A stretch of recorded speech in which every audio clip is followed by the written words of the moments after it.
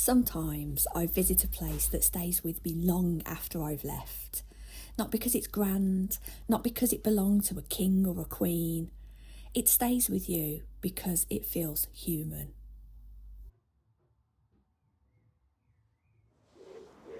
Hello and a very warm welcome to Through Lucy's Lens, weekly videos where I go somewhere interesting and hopefully you'll find them interesting too. My name's Lucy and I'm a social historian. I'm interested in the real lives of extraordinary but could be considered ordinary people rather than palaces, kings and queens. This week I have got mind blown, actually. I'm here in Coventry at the Weaver's House. I have had the house opened for me on a day where it is closed to the public. Isn't open very often, but I'm going to give you the details because trust me, by the end of this video, you are going to want to visit this magical hidden gem, a 3-roomed Weaver's house from the 15th century. It's been lived in for nearly 500 years. There are layers and layers of history.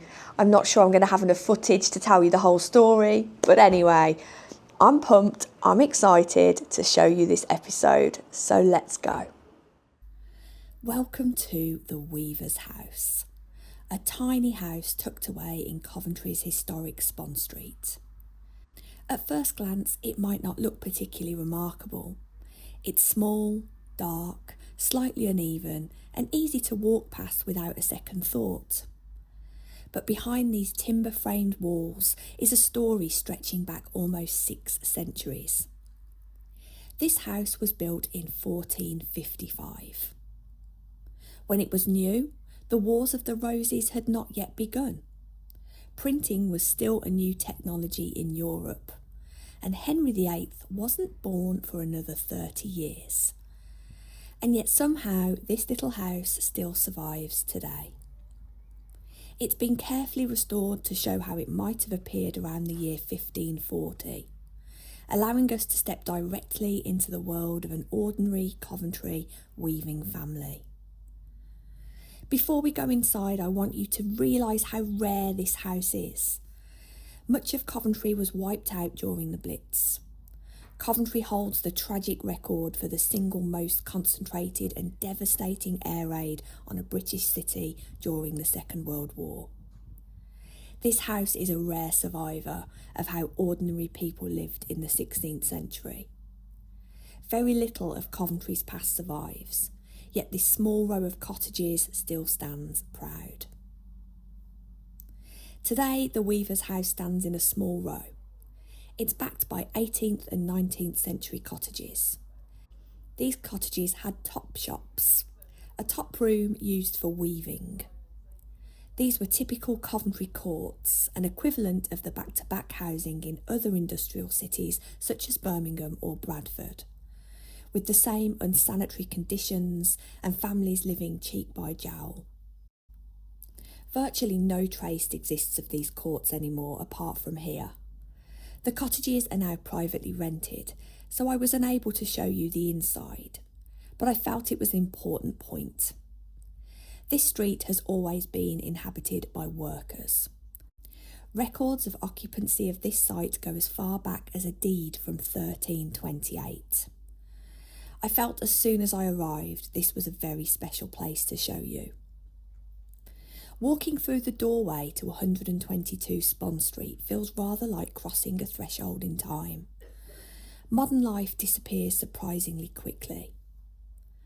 Light enters only through tiny windows, boarded up to protect the people who lived here from the elements, and opened again to let out the smoke from a thick fire. Initially, the fire would have been in the centre of the room, but later a fireplace was added, as you can see today. There is a later Victorian tile floor in here now, but it would have been a dirt floor, laid with rushes and strewing herbs such as lavender, lemon balm or fennel grown in the garden. These herbs would have been used on the floors to smell sweet and also to repel pests. You may have noticed the front door is quite high, and this is to avoid the flooding and to protect the house from the general mud and grime of a Tudor street. As well as a home, this house was also a workplace. Families lived and worked under the same roof, with domestic life and employment woven together as tightly as the cloth produced here, because the inhabitants of this house in 1540 were weavers. The house consists of just 3 rooms. To the modern eye, it feels compact, perhaps even cramped, but for a skilled tradesman and his family in Tudor Coventry, this house would have represented respectable accommodation. Every room in the house performed multiple functions throughout the day, and this room formed the centre of family life. Cooking happened here, eating happened here, and business would have also been discussed. For much of the year, it would have also been the warmest place in the house. As darkness fell, daily activities naturally would come to an end. Days in the winter were short, and longer in the summer. The rhythm of life here was governed not by clocks but by daylight, weather and the changing seasons. The house has been restored to represent the house of a Coventry narrow loom weaver named John Croke and his family around the year 1540. At this time, Coventry was one of England's most important textile-producing cities. For centuries, the cloth trade had helped generate wealth and employment throughout the region. The weavers occupied an important place within that economy. Their work required patience, skill, and long hours of concentration. Unlike many modern occupations, work and home life were almost impossible to separate. The workshop was the home, and the home was the workshop. Children grew up surrounded by the sounds of production. The clatter of tools, the preparation of fibres, the constant demands to make a living. One of the things I love about this little house is how much they reveal through ordinary objects. The furniture is simple and functional. Nothing here exists purely for decoration. Every object serves a purpose. Even the wall coverings stopped help the drafts. Your wooden stools could be moved to wherever you needed them. The dining table was set on a board, which could also be placed on the floor to create a bed. You might have heard the saying, bed and board.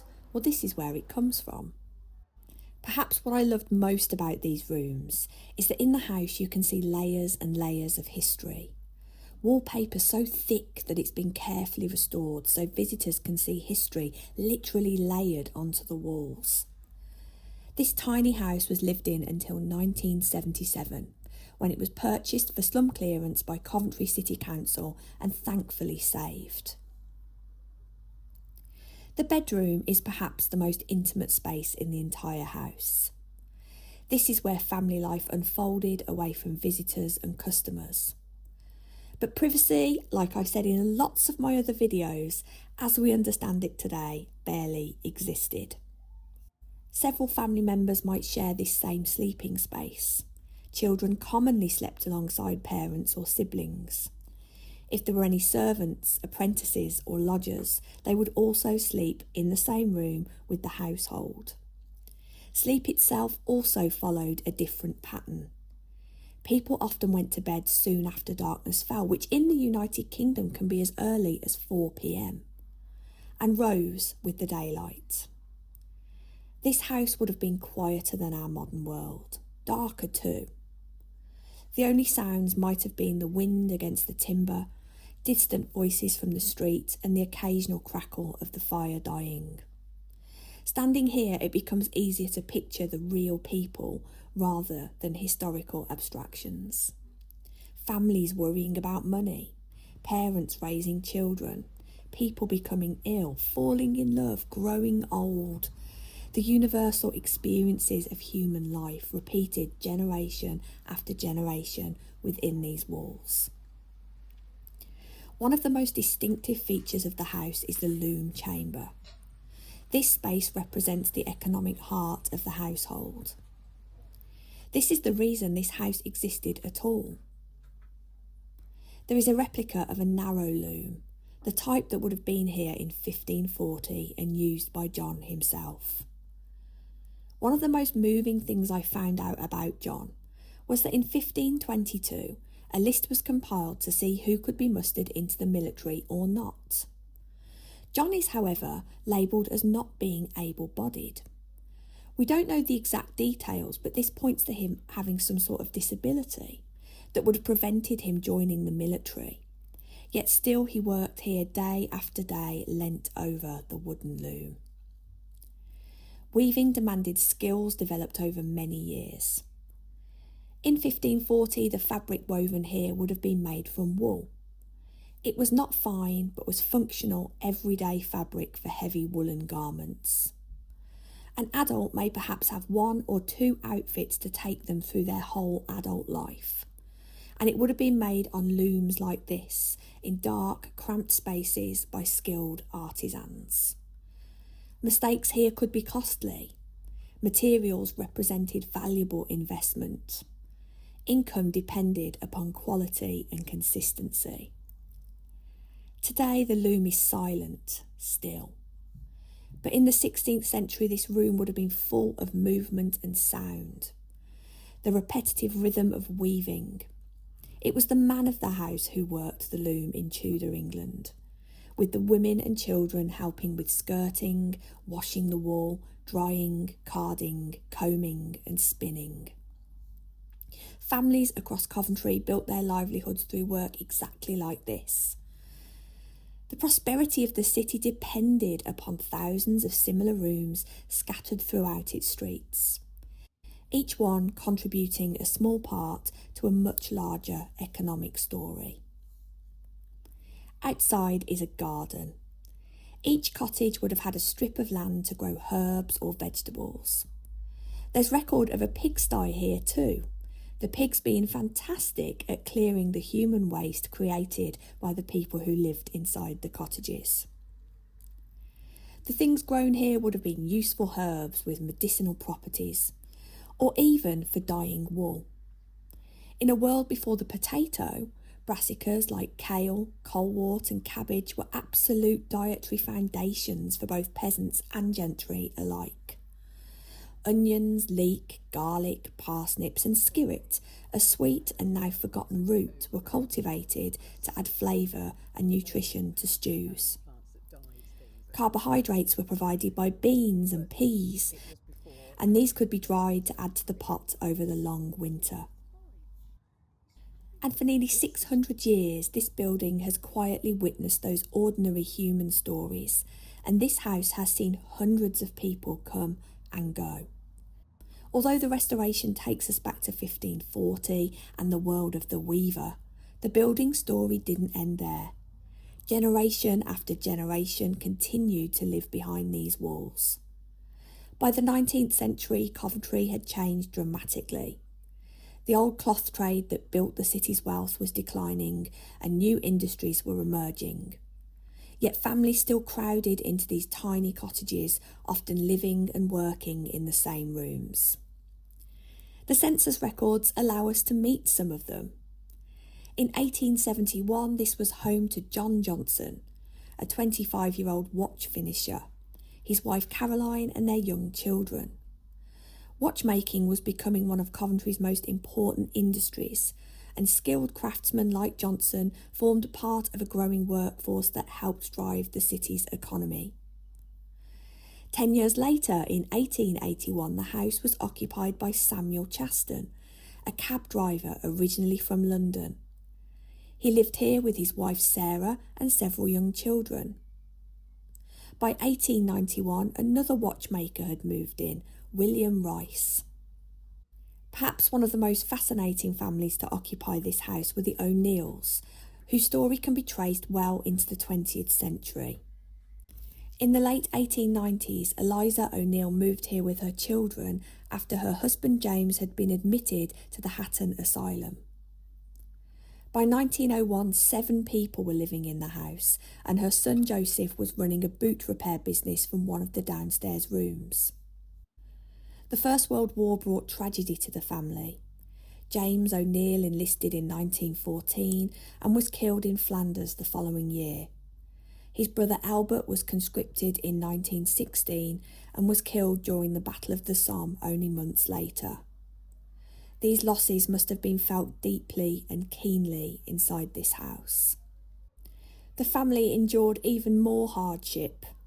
Harriet O'Neill died in 1916, and in 1918 her young son Sidney died after being treated in the workhouse infirmary. Yet life continued. Joseph carried on repairing boots from the back room. Children grew up, married and started families of their own. During the Coventry Blitz of 1940, the house suffered damage. One family later recalled hiding beneath her father's workbench during the air raids because she was frightened of the mice in the shelter. When the family eventually returned, many of their possessions had disappeared and treasured photographs had been lost. Many of Coventry's historic courts and working-class neighbourhoods had been demolished. This house survived almost by chance. Today, visitors come to see a Tudor weaver's home, but the walls contain far more than 16th century history. They hold the stories of watchmakers, cab drivers, boot repairers, widows, soldiers and children. Ordinary people whose lives rarely appear in history books, but who helped shape Coventry for generations. And although I'd come to Coventry to see the weaver's house, I had a few hours to spare and thought I might like to explore the city a little further. And of course, I'm going to take you with me. Coventry, like my own city of Birmingham, hasn't always got the best reputation. Much of the city was lost during the Second World War, and in the 1950s a wave of new modern buildings, ring roads and tower blocks sprung up around the city. Grey, brutalist in style and not always popular. Music fans amongst you will know when the special sung about the ghost town in 1981, the band were from Coventry. And although they were referring to a general commentary on the collapse of industry and rising unemployment in Great Britain, I always think of Coventry when I hear that song. I must tell you though, I was very pleasantly surprised with what happened the rest of my day.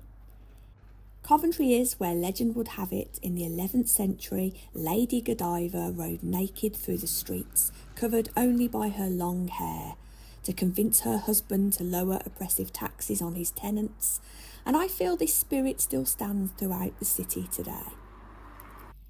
You may have heard of the saying "sent to Coventry." In my own schooling in the 1980s, to hear you'd been sent to Coventry was most distressing, meaning you were being ignored or ostracised. The youth of today, I guess, might call it ghosting. So where did this saying come from? Well, I'm going to tell you. Right here in Coventry is St John the Baptist Church. During the English Civil War, the church was used as a prison for royalist forces. The parliamentarian locals refused to help them, and so made a point of ignoring them when they were taken for exercise on the street. So of course, they were being ignored. They had been sent to Coventry. Of course, not all historians agree on this. Some say it might be because heretics were sent to Coventry to be burnt at the stake, or that medieval guild workers caught working in London without a licence were shunned and sent to more rural backwaters like Coventry as punishment. Whatever the truth, having visited and spent the day in Coventry, I can say there's nothing wrong with being sent to Coventry at all. Coventry Cathedral was famously destroyed in the Blitz. On the night of November the 14th, 1940, there was a devastating German Luftwaffe bombing coded Moonlight Sonata. It destroyed the medieval St Michael's Cathedral. On that night, 554 people lost their lives and 4,300 homes were turned to dust. Even more extraordinary that this little weaver's cottage survived. From the rubble, the cathedral emerged as a powerful global symbol of reconciliation rather than revenge. preserving the ruins while building a new cathedral alongside. It was a very moving thing to see. And I just want to let you know that the ruins also contain a home front museum. Sadly, on the day I visited, there was a queue out the door to visit, and filming would have been very difficult. But do pop by. The rebuilt cathedral was consecrated on May the 25th, 1962. Designed by architect Sir Basil Spence, its construction took 6 years following the laying of the foundation stone by Queen Elizabeth II in 1956. I didn't know what to expect from the modern cathedral, but I certainly had one of my moments, and it was incredibly moving. So please share it with me.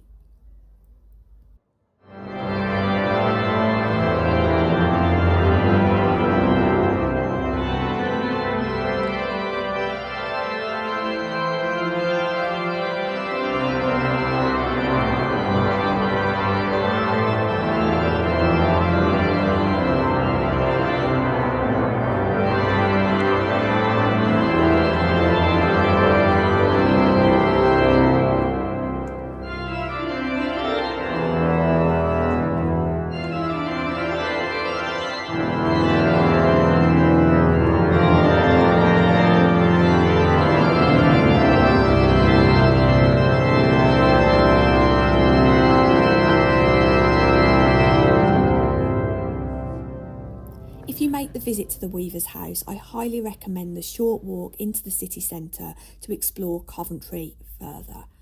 It really was a lovely surprise.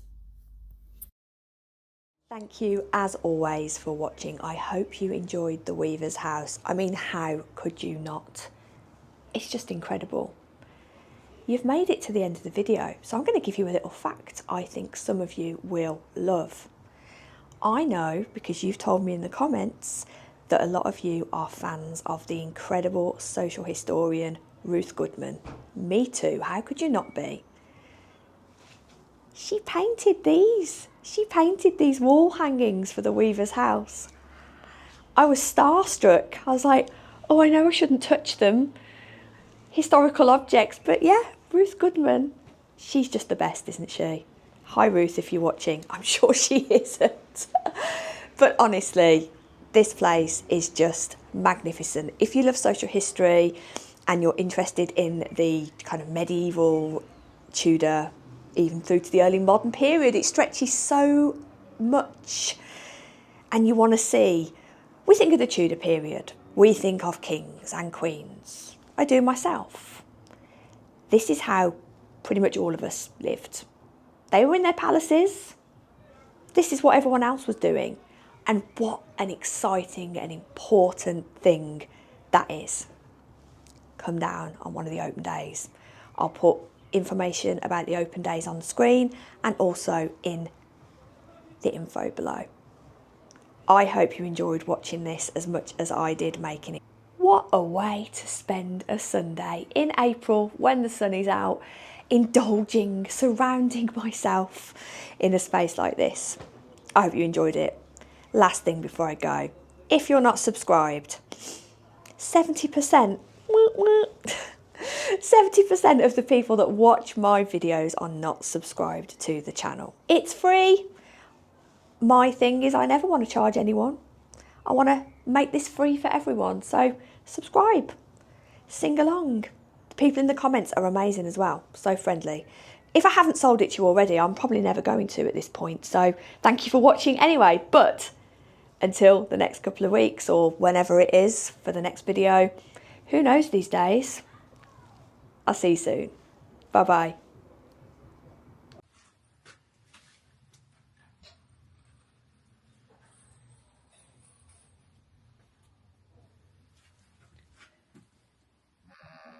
Excuse me? What are you doing in here? Come on, you out.